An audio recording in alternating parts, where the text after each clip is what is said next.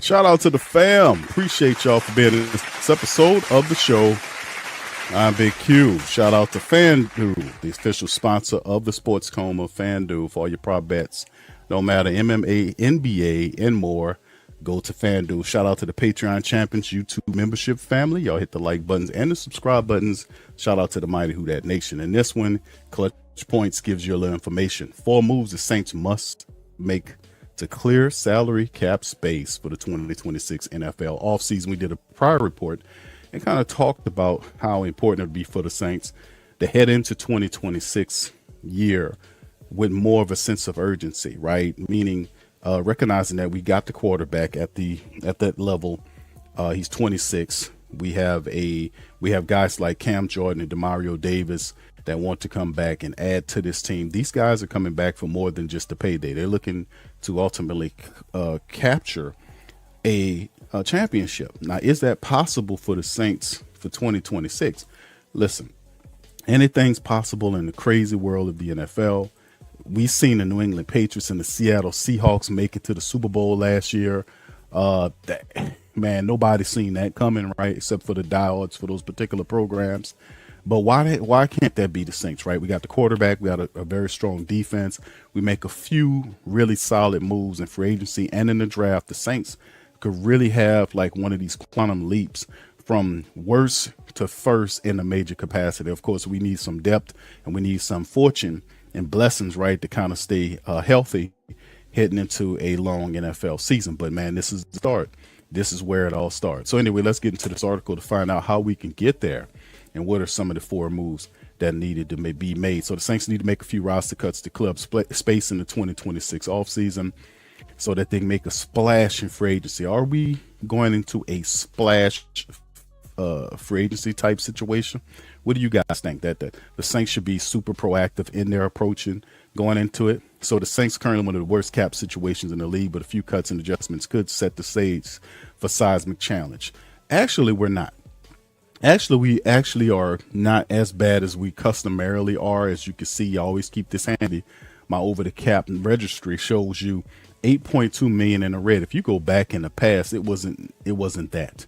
The Saints with 40 million, 80 million, at one time 100 million in the red, but some kind of way they were able to whittle down contracts, which means they basically kicked the can into the future and kind of bought time to operate this year. Now for this season, the Saints are up against next year, depending on what they do this year, where they only have 45 active players on their roster, as you can see, and 150.6 mil in extra money, which is some of the best numbers I've seen in a long time from the New Orleans Saints.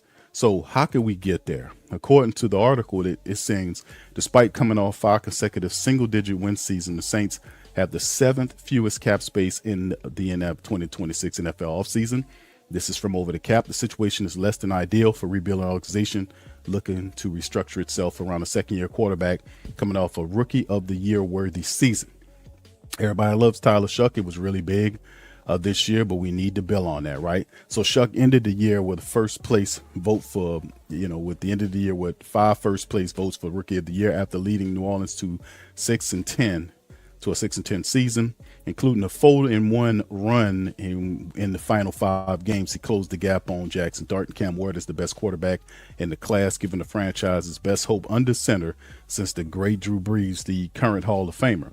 Despite everything, the Saints are still in a better position than what they were a year ago when Derek Carr's sudden retirement left them in a state of limbo. But with a massive opportunity to get back on track, Mickey Loomis, Slick Mick, cannot let the 2026 season simply pass the Saints by. The Saints can shake up the league in this 2026 offseason, but not without making some minor adjustments during the free agency period. Either way, the Saints need to be among the most active teams in a few months. So this is some of the movements that the writer is recommending that the New Orleans Saints do.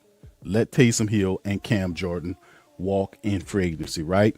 And okay, before we grill them, let's see what his rationale is. The Saints' first order of business needs to be letting go of the past. Unless the league starts rewarding nostalgia points, Taysom Hill and Cam Jordan should not be on Saints roster this upcoming season. Although they're two of the most beloved members of the Saints roster. Hill will be 36 by the start of next season, and Cam turns 37 in July. Saying goodbye to two of the longest tenured players on the roster will shed tears, but the franchise must move forward without them. The 35-year-old Hill is the number one player the Saints must let walk in free agency. Hill has played just 21 games in the last 2 years, which completed the second half of the 4-year, $40 million contract extension that he inked in 21. The injuries will not improve at the stage of his career, particularly given his play style. So Hill has not been New Orleans' number one big play threat for nearly a decade, but he has been, but he does not fit that Kellen Moore plan as well as he did under Sean Payton and, of course, Dennis Allen. Even on a team-friendly deal, keeping him hardly makes sense. Now, Cam enters the 26 offseason under different circumstances after Benjamin buttoning his way back to a 10.5 sack performance in year 15 after just 6 total in 23 and 24. Although he's older than Hill, Jordan clearly still brings value to the team and flourished under the first-year defensive coordinator Brandon Staley. But after making nearly $10 million in 25, Jordan now has reason to believe that he's still worth his weight in gold. Perhaps Staley's scheme is re-energizing Jordan, but the Saints should not bring him back in 2026 unless he agrees to another substantial pay cut. Let's put a pin in that and come back to it. Number one, Taysom Hill and Cam Jordan, in my estimations, as being a person that's what we do as Saint content. We know the team like we know the back of our hands, right? Taysom Hill and Cam Jordan are two different spaces. Taysom Hill had a vibe going into last year that he was pretty much done, right? Remember the press conference when he was in tears and just giving Saints, the family members and the team accolades and thank you for allowing him. He played his football, his meaningful football here. I kind of think Taysom Hill knew at that time that he wasn't coming back. He went into the offseason with a shoulder issue. Had we had Taysom Hill in the final game of the year, I think we would have beat the Falcons, no doubt about it, man. But with that being said, I think Taysom Hill is definitely running into the sunset. I think that's Taysom Hill. Taysom Hill was terrific when we had him, and of course he helped out in many regards last year when put in the running back role. I think as time went on, Kellen Moore kind of learned how to use Taysom Hill a little bit better. Cam Jordan's a total different thing here. Cam Jordan is yes, he's older than Taysom Hill, but Cam Jordan is still a player that could perform at a high level. You still got to give Cam his comeuppance. We do realize that he wants to have one more year as the Saints guy, and none of this would be happening if Cam didn't have that 10.5 sack performance. Nobody would be, I don't want to say taking his bid this year seriously, but it was so awesome the year he had that it's let people know that, hey man, I can still play this game at 37 coming up in July. I can still play. I led the team in sacks 10.5. Y'all can't, so that kind of shut down a lot of doubt about Cam and kind of gave him new legs, to say, well, if I can do it this year, I can do it, at 36, I can do it at 37. And plus, they believe in Tyler Shuck. A lot of this is also tied to Kellen Moore and Tyler Shuck. The fact that the energy they had in the last 9 weeks of the season, how the defense was playing, how the offense was playing. If you can add more people to that, more weapons around the quarterback and depth here and there, and bring these guys back, who knows what kind of season the Saints could have. So I want Cam to be a part of that, no doubt about it. It's not about the nostalgia. Nostalgia doesn't enter the argument or the conversation because of the production. We're not talking about nostalgia if the player is productive, right? Cam Jordan led the team in sacks, 10.5 sacks. That's the first time he did that since 21, as the article astutely mentions. But Cam Jordan and Taysom Hill are in two different spots in my estimation. That's why people want Cam to return, because it doesn't bring him back with the Saints being able to restructure. They'll have the money. I don't think Cam will break the bank. I don't think he'll take a modest cut either. Him and Demario Davis want respectable contracts coming up for this upcoming season. Will they get them? They should get them. Demario Davis and Cam Jordan, these type of players you got to handle a little differently. And a few mil here or there for those guys to keep them here in the perfect system while we retool and bring other assets in offensively. Along with what we have here, who knows where the Saints can be once the regular season ends and the playoffs begin. You never know. All right, let's go to the next one, man. How about trade or release Alvin Kamara? This is something we talked about because the NFL.com did this article and talked about how much money the Saints can gain by releasing AK-41, which I believe is $8.5 million, right? So this is kind of sourced from that. So after 8 years of being the engine for the Saints offense, AK-41 finally lost some steam in 25. The 30-year-old entered the season with career lows in rushing, which is 471, and receiving yards with 186 while appearing in just 11 games. Now his regression comes on the heels of an out of nowhere career in 2024, but there is a little reason to believe he will return to form in 2026, which begins 2 months after he turns 31. Now, Kamara's career has been built on usage and volume, and he showed in 2025 that he's no longer able to physically handle that workload. I'm going to come back to this now. Kamara still has 1 year remaining on his contract deal that the Saints have to figure out how to shed. Lomas should test his value in the trade market, but he also could release the long-term icon, which would save $8.5 million with a post-June 1st designation, according to Over the Cap. Now, although heartbreaking, releasing Kamara would not be a major shock. The 2025 offseason saw franchise legends like Cooper Kupp, Tyler Lockett, Jonathan Allen all sent packing. Kamara should be the next player in the same discussion receiving his walking papers, right? And this is what he's saying. The Saints have ignored their dire need to acquire another running back for years, and now they're forced into a position where that upcoming decision could make or break their entire 2026 season. Now let's put a pin in this when they come back to this. Number one, the Saints have been attempting to address the running back position. AK-41 has been a running back that has been hurt the last couple of years. But let's look around why that is. Alvin Kamara is one of the most well-conditioned Saints players that we've seen. He has not been overused. If you think back from Alvin Kamara's career, he's always, for the majority of his career, has been put into a duo running back system, whether he was with Mark Ingram or whether he was put with other running backs, like they try to pair him with Kendre Miller and stuff like this. A great slab of his career was in a dual running back role, right? Later on, he started getting a little bit more reps, depending on the offensive prowess of the offensive coordinator and the head coach using him. Based on that, you can, because he does so many things well. The injuries are twofold. We know that a lot of what was happening with AK-41 not getting his rushing attempts, and he'll never say this, he'll always put it on himself, is the fact that if you watch the games, you can see that the Saints offensive rush attack was pathetic in many of the games. Now, we're not talking about the last 9 games of the second half of the season, but early on, prior to guys started getting hurt, but prior to Eric McCoy, prior to Trevor Penning, then Dylan Redunce, prior to Cesar Ruiz leaving in and out of the lineup, prior to that happening, the Saints could not and did not run the ball well. They could not open up lanes and holes. McCoy was getting pushed back, smushed down. Cesar Ruiz was getting beat and tossed around. Trevor Penning was blocking up too high. The guys were just walking back into the lap of the quarterback, which was at the time Spencer Rattler. Guys had to vacate the pocket. Then guys started getting hurt. Then you start seeing McCoy, who got hurt again, which is 20-something games in the last 4 years. You've seen Cesar Ruiz in and out of the lineup, but he's already a poor playing offensive guard. Then you're seeing flip-flop play from Trevor Penning and Dylan Redunce at the left guard position, right? So you've seen all of this.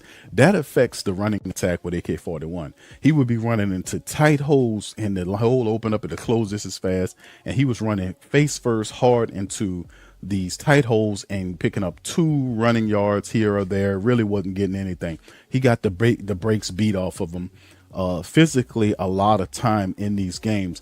And just think about it like this. A lot of teams did not respect the quarterback play of the Saints the last couple of years, right? Which means they would stack the box and look to stop Alvin Kamara and force the Saints to throw the ball. You see what I'm saying? That happened with Derek Carr, a lot of this, because Carr was hurt a lot as well. Spencer Rattler played a lot of games. This was the philosophy during the first half of the season, where people did not believe in the quarterback. So they simply stacked the box, stopped Alvin Kamara. That was a lot of abuse on him. So I'm just giving you the backlog, as opposed to people saying it's all on Alvin Kamara. It's other factors. I'm saying that if you put real good offensive linemen in the interior of the Saints line. And these are roll graders, guys that open up holes. You don't think to tell me that Alvin Kamara would be a guy that'd be benefited from a 1,000-yard campaign that he never had? He would be benefited by that. Any running back would be benefited by that. Even when the 9 games when Tyler Shuck took over, the running attack improved because the backup offensive linemen started getting in there and doing better than the starters when they were in there. You're seeing Luke Fortner, you're seeing Will Sherman, you're seeing even to a degree Dylan Redunce. They started playing a lot better in the second half of the season. The running attack came. If you have that throughout the year and you get some serious role graders in free agency and perhaps in the draft this year, and they can open up these lanes from the running attack, Alvin Kamara can have a fantastic year. He certainly can. So, I mean, like I said, but I understand the fact that they're saying that you can only use some of these recuts twice this year, like on releasing them for money for the Clip. $8.5 million is a lot of money. Hell, if they did release Alvin Kamara, and I'm not advocating for it, one releasing, if they did post June 1st cut Alvin Kamara, $8.5 million back to the Saints, that one move gets them in the black for the $8.2 million that they're in the red for currently, according to Over the Cap. But I am not for that. If we have to restructure Alvin, not restructure because in the final year of his deal, even though he still have many voided years, we still can get him to take a reduction in pay because he doesn't want to go anywhere and doesn't want to play with anybody or play for anybody. Rather, you all heard that last year that he would go drink a drink on the beach or some crap like that as opposed to play for somebody else. Alvin is a Saint for life. He's the greatest running back the Saints ever had. Cam is the greatest defensive end the Saints have ever had. Demario Davis is one of the greatest linebackers the Saints have ever had. These are 3 Saints Hall of Famers. A couple of these guys could be going into the Hall. Right? They might not be first ballot. Some of them might be second ballot. Some of them, Cam to me is a first ballot. Some of these other guys might be second ballot or third ballot guys. But this is terrific talent here and all-time great Saints that we're talking about in their final years playing for the black and gold. So I'm for asking Alvin to take a reduction in pay. If he says no, then you can still move forward and restructure other agreements without having to touch Alvin Kamara's agreement at all. Because he's still seen as RB1. We're not going to cut our RB1 if we don't have a running back to replace him. And even though we might, let's say you do cut Alvin Kamara and then you draft Jeremiah Love, there is no guarantee that Jeremiah Love is going to come in there and work for you, that he's going to hit for you. You see what I'm saying? It's still an unknown, even though he has terrific talent for Notre Dame and did a lot of positive things in college. We've seen quite a many example of running backs who were balling in college and came to the pros and couldn't do nothing. So it's not a guaranteed thing, right? You have a guaranteed thing with Alvin Kamara. So I would not simply release him. If he said no to a pay cut, I would simply still keep my RB1 because you still kind of iffy with RB2. That's Kendre Miller, and also RB3 Devin Neal, who was drafted and brought in, but Devin Neal is a guy that got hurt last year too. So you just have to stack your running back room as best way you can. And I think AK-41 deserves the right to finish as a Saint in his final year. It's just me. It's not nostalgia. It's just respect. It's respect, man. Because a lot of these people be writing these articles, they want respect, but boy, they be putting in these damn articles about people getting chopping them up. And I understand this business is not personal, but at the same time, some players are just more exceptional than others. There's levels to it, and you don't treat your legendary players like that. Check. Anyway, let's go to the next one. Restructure, Chase Young, Carl Granderson. All right, so if the Saints are going to give themselves any meaningful flexibility this season, it includes a flurry of contract restructures. Edge rushers Carl Granderson, Chase Young are most likely candidates, you better believe that, to have their contracts altered before the summer. Young has $20.5 million in cap hit in 2026, the highest on the team. Granderson is $18 million, not far behind. These deals will be the 2 longest on the roster for the upcoming season. So if they let Cam walk and cut or trade Kamara, that's what we're dealing with. But Granderson and Young are clearly 2 defensive pieces the team wants to retain after combining for 16 sacks and 25. Availability has been key for each player, with Granderson going without absence in 2022 and Young missing 5 games since joining the team in 24. Granderson and Young will be crucial to the Saints' success moving forward and Staley's aggressive pass rush defense, but by restructuring both players, New Orleans could save nearly $40 million in space just between those two. The Saints have a few other players who could be restructured, including McCoy, center Eric McCoy, tight end Juwan Johnson, Cesar Ruiz. They can gain the most by adjusting the contracts of Granderson and Young, which is a pair of moves Loomis needs to make before free agency opens up in March 11th of this year. So let's get into this article. Totally agree with that. Restructuring, although, I would still re-sign Cam and Demario Davis because I think this year will be a special year for the Saints. Drew Brees going into the Hall of Fame. The Saints very well, and check this out, he's going into the Hall of Fame, and they'll play the Hall of Fame game in Tom Benson Stadium in Canton, right?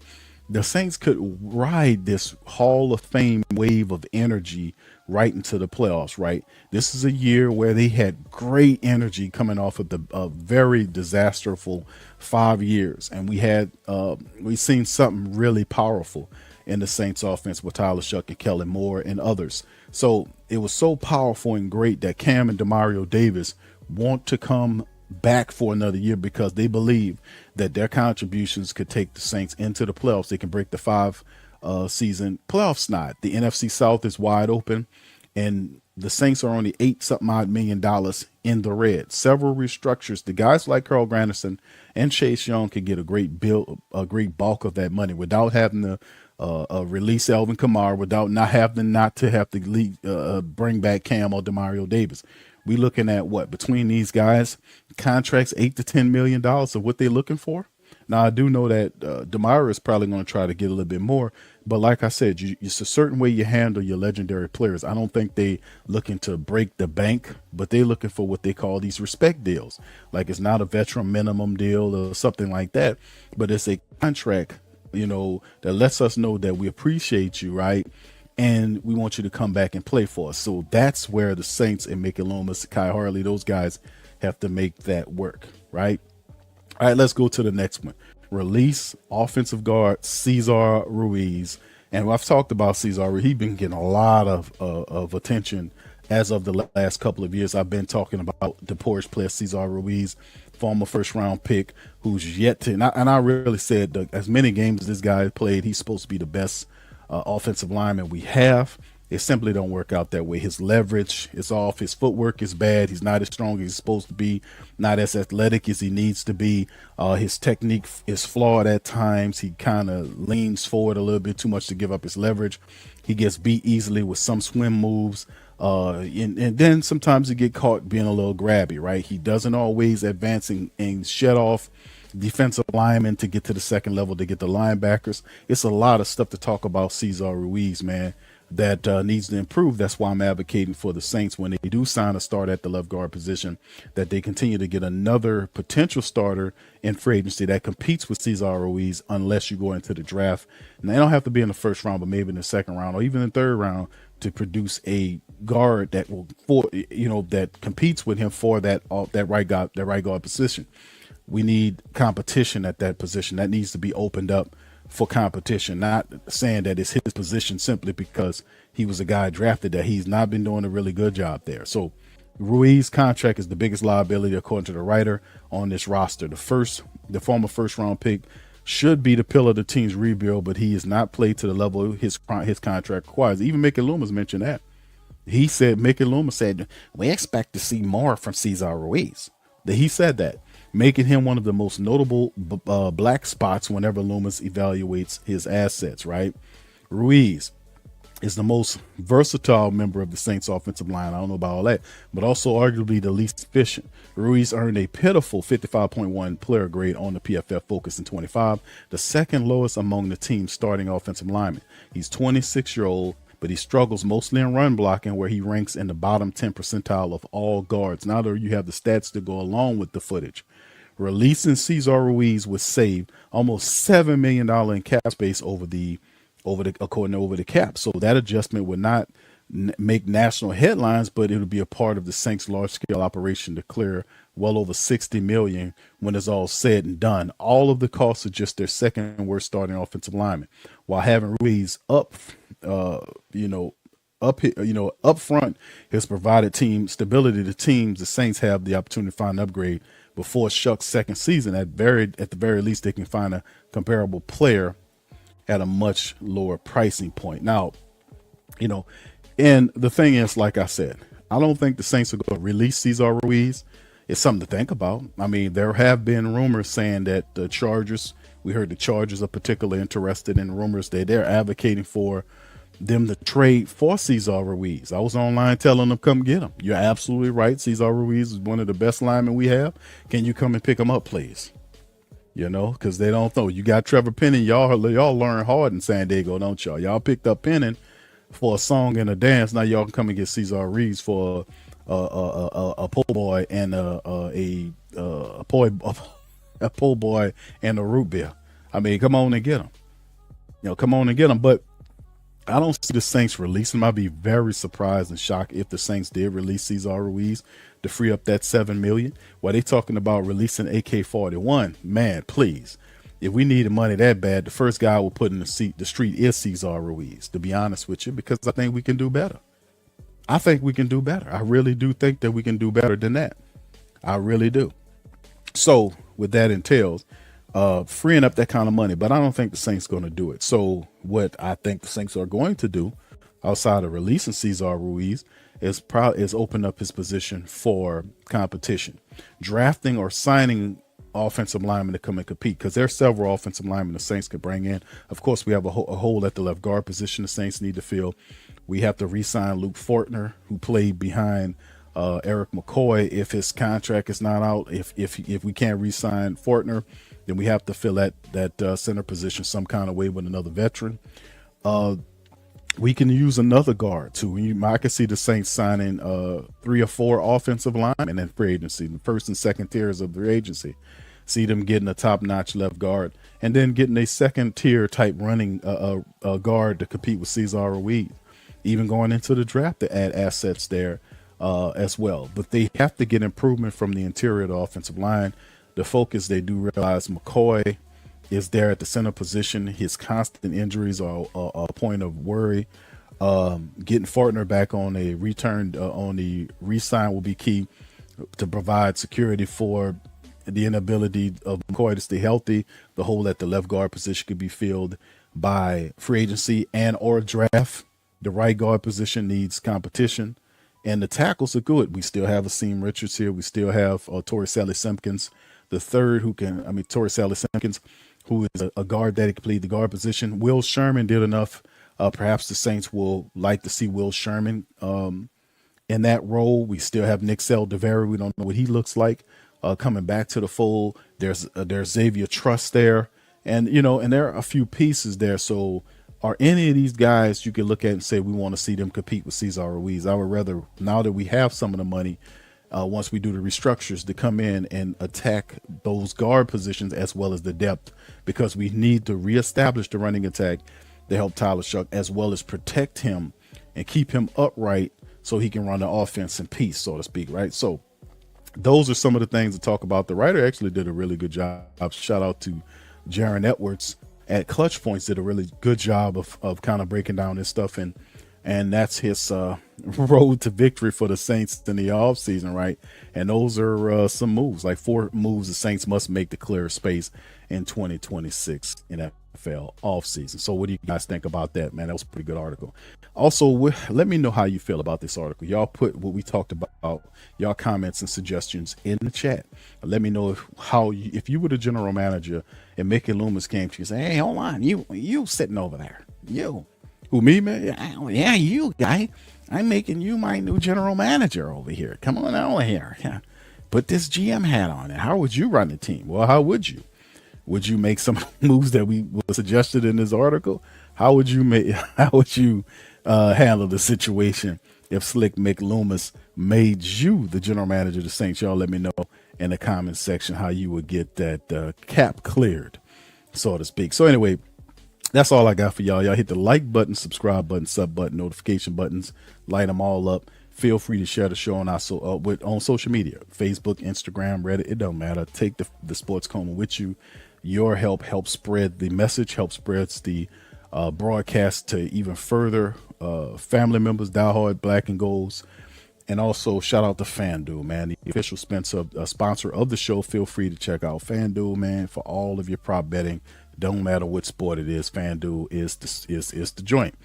So with that being said, man, shout out to the Patreon membership, YouTube family, man. We got a new episode of TSC Q&A that's up for your approval right now. If you want to join the wave, the movement, you can join our YouTube page or simply go to patreon.com/Pro Media Network. Not only will you get you dozens, literally over 5 years worth of live content there, but you also get access on Patreon to our news show On Q with Big Q and our library that goes along with that. So anyway, with that being said, man, y'all hit the like button, subscribe button. I'm going to holler at y'all on the next one. Much love, peace, and who dat to you. Who that say they gonna beat them Saints? Who that? Who that? Who that say they gonna beat them Saints? Who that? Who that? Who that say they gonna beat them Saints? Who that?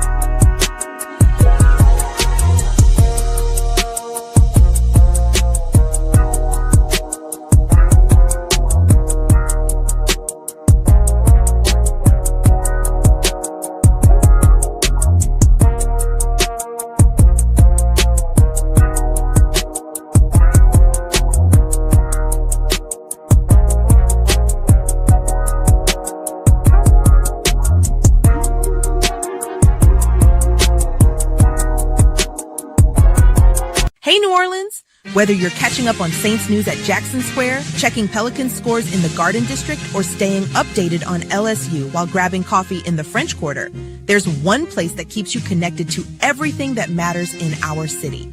From Bourbon Street to the Superdome, from Preservation Hall to the Riverfront, New Orleanians are staying in the know with the whotdatdaily.com. Your daily source for Saints, Pelicans, LSU, and all the sports, music, and culture that makes our city special. At work downtown, at a game in the Dome, or just relaxing by the Mississippi, wherever life takes you in the Big Easy, you can stay connected. Because when you're from New Orleans, you don't just live here. You stay in the NO. That's stay in the know. Visit the whotdatdaily.com and never miss what matters most to Who Dat Nation. Welcome to the Pro Shop, where we create authentic NOLA-inspired clothing for men, women, and children. From Saints jerseys to Pelicans gear, everything's crafted right here in New Orleans. Whether you're shopping the Pro Shop, the Pel Shop, or the Pro Shop Kids, we've got your whole family covered with genuine merchandise that represents our city's spirit. Check for links in the description section below or in the chat.